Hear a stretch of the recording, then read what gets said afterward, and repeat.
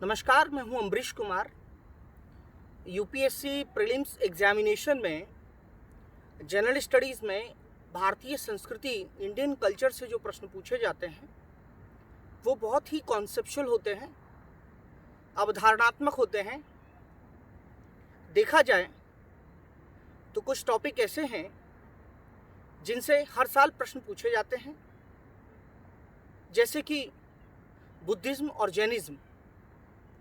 यहाँ बुद्धिज़्म और जैनिज़्म से प्रश्न पूछे जाने का उद्देश्य ये है कि एक स्टूडेंट को भारतीय संस्कृति के बारे में जानकारी होनी चाहिए।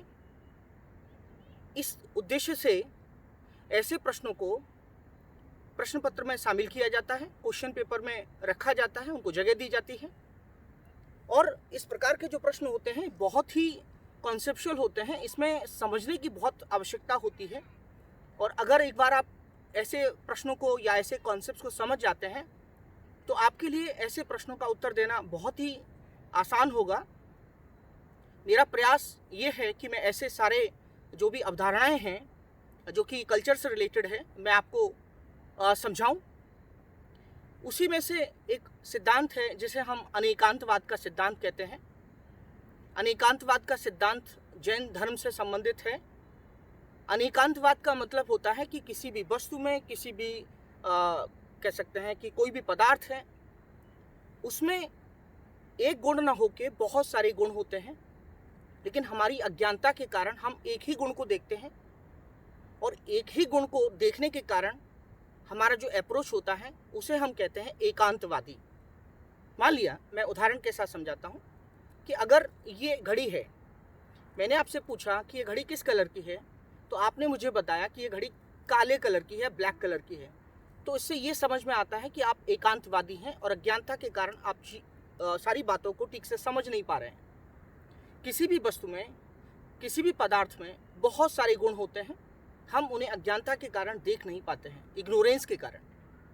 तो अगर हमारे अंदर अज्ञानता नहीं है, इग्नोरेंस नहीं है, तो हम उस वस्तु में या उस पदार्थ में या कोई भी चीज़ में हम उसके बहुत सारे गुणों को समझ लेंगे और जान लेंगे, क्योंकि हर वस्तु और पदार्थ में बहुत सारे गुण होते हैं। और इसी को हम जो है अनेकांतवाद कहते हैं। यही अनेकांतवाद का सिद्धांत है। और अनेकांतवाद का सिद्धांत जो है, यही सिद्धांत शादवाद भी कहलाता है। मतलब अगर हम तत्व के दृष्टिकोण से देखें, पदार्थ के दृष्टिकोण से देखें, तो ये अनेकांतवाद कहलाता है। ज्ञान के दृष्टिकोण से देखें तो ये शादवाद कहलाता है। क्योंकि किसी भी वस्तु में ज्ञान, ये घड़ी जो है क्या है, काली है। जी हाँ, ये घड़ी शायद काली है। शायद कैसी है, गोल्डन है। शायद गोल्डन भी है, शायद ब्लैक भी है। मैं आपको क्या समझाना चाहता हूँ, मैं आपको ये समझाना चाहता हूँ कि किसी भी वस्तु में, किसी भी पदार्थ में अगर हम उसके बहुत सारे गुणों को देखते हैं और समझते हैं तो ये शादवाद ज्ञान के दृष्टिकोण से कहलाता है, जो कि जैन धर्म से संबंधित है। और अनेकांतवाद इसके तत्व या पदार्थ के दृष्टिकोण से इसको अनेकांतवाद कहते हैं। व्यवहार में एकांतवादी सिद्धांत में अगर आप भरोसा करते हैं तो आप कहेंगे कि मेरा धर्म अच्छा है, मैं ही अच्छा हूँ, मेरी ही बात अच्छी है, ये एकांतवादी हो गया। अगर मैं अनेकांतवादी हूँ तो मैं कहूँगा मेरा धर्म भी अच्छा है, आपके धर्म का भी गुण अच्छे हैं, उनके धर्म के गुण भी अच्छे हैं, इनके धर्म के गुण भी अच्छे हैं। तो ये हो गया अनेकांतवाद। लोकतंत्र में एकांतवाद नहीं चलता है, लोकतंत्र में अनेकांतवाद चलता है। मेरी भी बात अच्छी है, आपकी भी बात अच्छी है, आपकी बात को भी रिस्पेक्ट करता हूँ।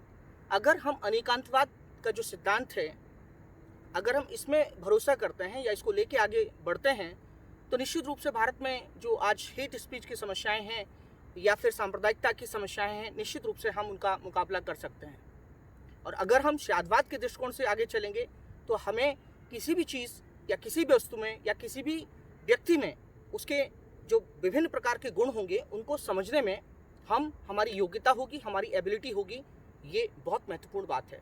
अगर हम एकांतवादी होंगे, हम किसी व्यक्ति के एक ही गुण को समझ पाएंगे, उस व्यक्ति का संपूर्ण विश्लेषण या एनालिसिस नहीं कर पाएंगे, उसकी पूरी पर्सनैलिटी को हम डिकोड नहीं कर पाएंगे, क्योंकि हम एकांतवादी हैं। इसलिए हमें क्या होना चाहिए? अनेकांतवादी। थैंक यू, धन्यवाद।